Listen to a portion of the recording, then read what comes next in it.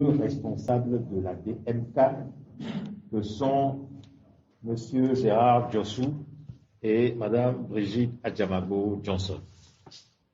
Comme vous le savez, au cours de cette conférence de presse, la question de la nécessité que soit mise en place un comité pour leur libération ainsi que celle de tous les prisonniers politiques du Togo a été évoquée. Nous avons le plaisir de vous informer que les concertations qui ont eu lieu entre des partis politiques et différentes organisations de la société civile ont abouti à la création, le lundi 14 décembre dernier, de ce comité que nous avons fini par dénommer Comité pour la libération de tous les prisonniers politiques du Togo et dont sont membres les organisations de la société civile suivantes: ATD-PDH, Asvito, Rejad Togo, Fonds citoyen Togo Debout, Novation Internationale, DRP, DPS, Alcades, Globe, CAD Togo, SET, GOD, FTBC, SGEP, Bindje Gebindje, Mouvement Gamoué-Messou, MJS et les partis politiques suivants: CDPA, MPDD, DSA, BAC, les démocrates, le NI, la Racine, le Togo Autrement, FDP et le Parti des travailleurs. Ce comité, dont font partie les organisations dans lesquelles Brigitte Adjamabo Johnson et Gérard Diossou sont des responsables, a eu la joie de voir intervenir leur libération, la libération de ces deux responsables, a eu la joie de voir intervenir leur libération, la libération de ces deux responsables arbitrairement arrêtés le jeudi 17 décembre dernier. C'est pourquoi, premièrement, nous tenons à vous informer que Mme Brigitte Adjamabo Johnson et M. Gérard Diossou nous ont chargés de vous remercier, vous, journalistes et médias audiovisuels, presse écrite et en ligne, pour tout ce que vous avez fait pour leur libération. Deuxièmement, nous voudrions ensuite vous faire le point sur la situation des autres détenus actuellement incarcérés pour des raisons politiques au Togo. Leur tableau se présente comme suit. Premièrement, le prophète Esaïe, arbitrairement arrêté et détenu pour délit d'opinion. Deuxièmement, Goma Aziz, Irlandais d'origine togolaise, et ses 15 co-détenus arrêtés du 19 au 21 décembre 2018 au moment des élections législatives du 20 décembre 2018. Troisièmement, les personnes arrêtées dans l'affaire dite Tiger Revolution et dont certains sont membres ou sympathisants du PNP. Pour ce groupe de 62 personnes initialement arrêtées et dont la plupart ont été affreusement torturés à l'ANR et au camp des gardiens de préfecture, on compte 8 personnes de fait condamnées à mort, 4 décédées en détention, dont 4 au camp des gardiens de préfecture, 3 au pavillon militaire et 1 à la prison civile de Lomé, dont Moussa Saïlou, Isaka Alassani, Urodifa Mutawakilu, Taïrou Mourad, Alilou. Celui-ci est mort dans sa cellule à la prison civile de Lomé. 48 personnes qui continuent d'être actuellement détenues sans jugement. Voici leurs noms. Ouattara Abdul Fadel, artiste engagé, né le 12 mai 1994, arrêté le 25 novembre 2019. Fousseni Moussa, Padia Moutadiou, Fofana Babassani, Alassani Moutala, né en 1986, arrêté le 29 novembre 2019. Abeli Abdul Razak, né le 22 juillet 1975, arrêté le 5 décembre 2019. Sebab Esso Baba Daro, né le 21 mars 1983, arrêté le 30 novembre 2019. Ali Amedjoa Aboudou Kerim, né le 31 décembre 1985, arrêté le 28 novembre 2019. Issaka Ganiou, né le 26 mars 1981, arrêté le 26 novembre 2019. Salifou Mustafa, né le 9 juillet 1979, arrêté le 28 novembre 2019. Ati Razak, né en 1995, arrêté le 2 décembre 2019. Ouro Bouni Moutala, Ouro Longan Abdel, arrêté le 25 novembre 2019. Alassani Awali, né le 8 août 1994, arrêté le 25 novembre 2019. Doumassi Mao Yao, arrêté le 28 novembre 2019. Kongouyou Rufai, dit Wande, né en 1965, arrêté le 1er décembre 2019. Kerim Gafarou, né le 31 décembre 1991, arrêté le 28 novembre 2019. Sidi Touré Abdoulaye, né en 1984, arrêté le 7 décembre 2019. Adrien Rachad, né le 21 octobre, Adrien Rachid, né le 21 octobre 1995, arrêté le 10 décembre 2019. Chaniao Aboubakar, né en 1996, arrêté le 4 novembre 2019. Inoussa Housseni, né en 1992, arrêté le 10 décembre 2019. Traoré Fousseni Alpha Soudou, né en 1980, arrêté le 23 décembre 2019. Tchabana Mounirou, né le 18 juillet 1974, arrêté le 18 décembre 2019. Idrissou Amidou, dit Kinaou. Djokoto Komla Victor, né le 21 juillet 1992, arrêté le 6 décembre 2019. Sekou Kossi, né en 1998, arrêté le 11 décembre 2019.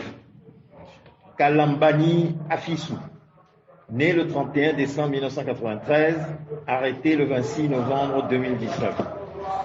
Chatakora Abdul Bakr, né le 23 août 1983, arrêté le 5 janvier 2020. Tagba Jafarou, né le 6 octobre 1981, arrêté le 23 novembre 2019. Ouro Atchoun Ousmane, né le 31 décembre 1986, arrêté le 23 novembre 2019. Bouraïma Kamilou, né le 22 février 1981, arrêté le 16 janvier 2020. Tchatipi Aboubakar, Zakari Yao Abdel Hamid, Tchawisi Rafiou, né en 1990, arrêté le 24 novembre 2019.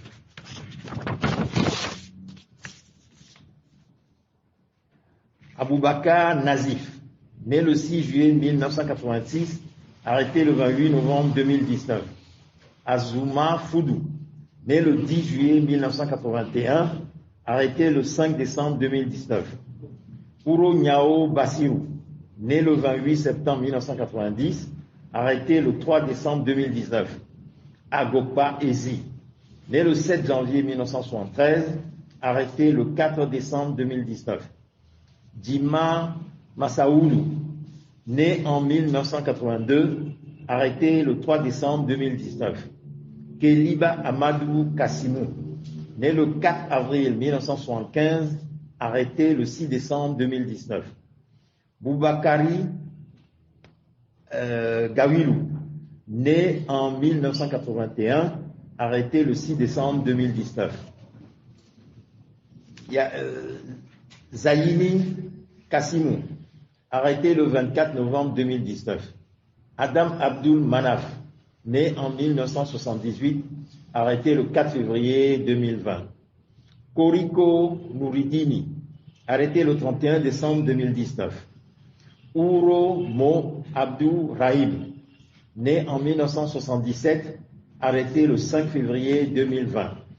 Alidou Alassani, né en 1985, arrêté le 25 janvier 2020. Traoré Leila, qui est une femme. 2 personnes libérées entre-temps, dont Abrangao Youssaou et Abrao Samer, coach de l'équipe Semassi de Sokodé, né en 1983, arrêté le 21 janvier 2020. Troisièmement, 2 personnes jugées et condamnées en 2018 à des peines d'emprisonnement de 4 et 5 ans pour trouble à l'ordre public. Ce sont Adade Henry, militant de l'UDS Togo, arrêté à Gossimé en novembre 2018 et condamné à 4 ans d'emprisonnement pour avoir participé à une manifestation de l'opposition.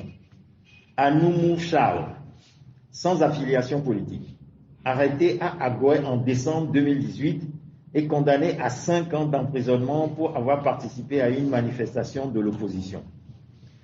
Tous 2 sont toujours maintenus en détention alors que la feuille de route de la CEDEAO qui prescrivait leur libération ne leur a pas été appliquée, comme cela a été le cas pour d'autres activistes politiques, parmi lesquels Foli Sativi, condamné à 2 ans d'emprisonnement, mais libéré sans avoir pu purger l'intégralité de sa peine.